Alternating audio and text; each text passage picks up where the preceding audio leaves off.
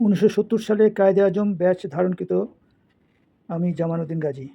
60 দশকে আমার primary school এবং সেকেন্ডারি স্কুল কেটেছে এবং পাকিস্তানের শেষ ব্যাচ হিসেবে 1970 সালে আমি এসএসসি পরীক্ষা দিই। প্রাইমারি স্কুলের স্মৃতির মধ্যে শুধুই খেলাধুলার চিত্রটা মানসপটে ভেসে ওঠে। কিন্তু সেকেন্ডারি স্কুলে ক্লাস 6 থেকে হাই স্কুলে যখন উঠলাম, তখন সেই স্কুলে স্কাউটিং ছিল। সেই বয়েজ স্কাউটিং করতে গিয়ে সেই বয়েজ স্কাউটিং স্মৃতিগুলা এখনো চির অম্লান হয়ে আছে।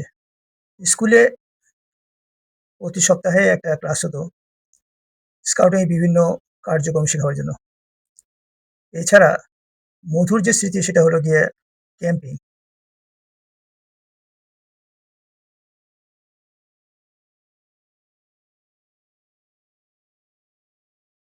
বাৎসরিক ক্যাম্প হতো তখন ঢাকার মৌচাকে বা বাংলাদেশের আরো অনেক শহরে হতো।